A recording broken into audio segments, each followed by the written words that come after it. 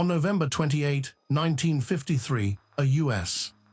Army biochemist named Frank Olson fell from the 10th floor of the Statler Hotel in New York City. 9 days earlier, he had been dosed with LSD without his knowledge at a CIA retreat in rural Maryland. He was 43 years old. Olson was not a peripheral figure. He held a senior position at the Army's Special Operations Division at Fort Detrick, Maryland, and carried top-secret clearance. His work sat at the intersection of two programs that the U.S. government would spend decades trying to keep separate in the public record: biological weapons development and the CIA's experiments with chemical compounds for interrogation. He knew what both programs contained. He knew how they worked. He had been inside the architecture of secrets that very few people were permitted to see. On November 19, 1953, Olson attended a work retreat at Deep Creek Lake in western Maryland. The gathering included colleagues from Fort Detrick and officers from the CIA's Technical Services staff. One of those officers was Sidney Gottlieb, the chemist who directed MKULTRA, the CIA's covert program to develop methods of behavior control. After dinner on the first evening, Gottlieb introduced a bottle of Cointreau. Some of those present drank from it. Approximately 20 minutes later, Gottlieb informed the group that the liqueur had been laced with LSD. Olson had not consented. No one had asked him. In the days that followed, colleagues noted a change in Olson's behavior. He was agitated, withdrawn, and according to those close to him, distressed in a way that seemed to have a specific weight to it. He was taken to New York City to see a physician connected to the CIA.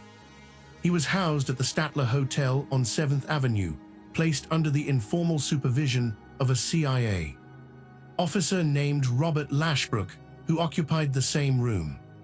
On the night of November 27 into the early hours of November 28, Olson went through a closed window shade and a closed window. He struck the pavement on West 32nd Street. Lashbrook called the hotel operator before he called the police. When asked by the operator what had happened, his reported response was a single sentence: "Well, he's gone." The 1953 investigation was brief. The death was ruled a suicide. Olson's wife, Alice, was told her husband had jumped. The CIA's involvement in the preceding 9 days was not disclosed. The family buried him. The file closed. It did not fully reopen until 1975, when a Rockefeller Commission report referenced, without naming Olson directly, a CIA employee who had died after being given LSD without consent. The following year, the Church Committee hearings brought Olson's name into public record. President Gerald Ford met with Alice Olson and her children in the Oval Office. The CIA paid the family a settlement of $750,000. There was no admission of wrongdoing. There was no criminal referral.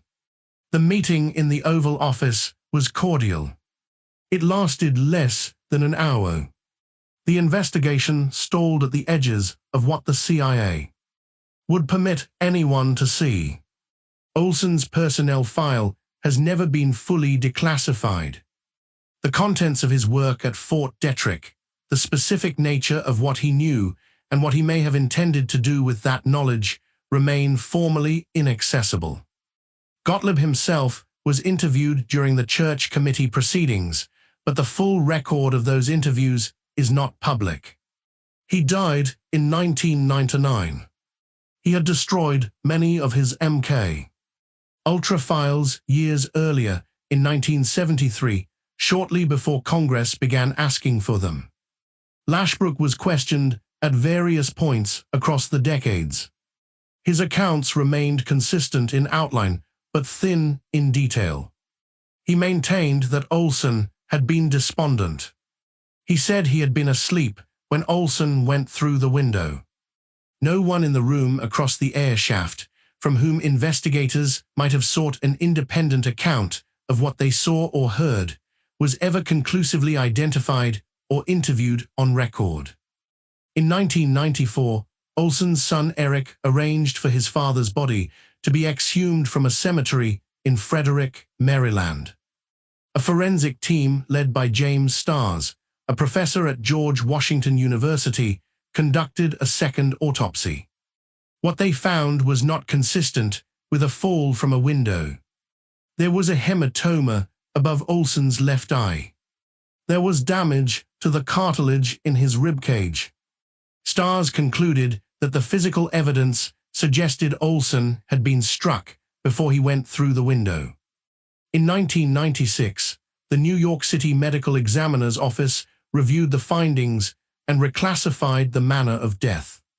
The new designation was homicide by unidentified means. The Manhattan District Attorney opened a criminal investigation that same year. It proceeded for several years. Witnesses were contacted. Records were requested.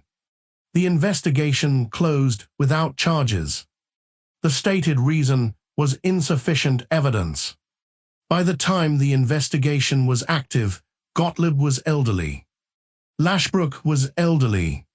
Key figures who had been present at Deep Creek Lake or at the Statler Hotel that night were either dead or beyond the reach of available evidence. The CIA has never declassified Olson's complete personnel file. The specific content of his final weeks at Fort Detrick, what projects he was involved in, what he had seen or learned or decided, remains sealed inside a bureaucratic structure with no legal deadline for disclosure. In 2012, Eric Olson gave a series of interviews in which he said he believed his father had not jumped. He said he believed his father had been silenced. He was careful about the word he used. He said his father had been murdered because of what he knew about programs the government could not afford to have him discuss.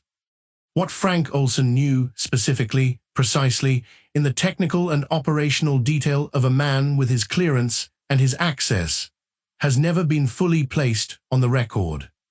The file that would answer that question has not been opened. It is still there.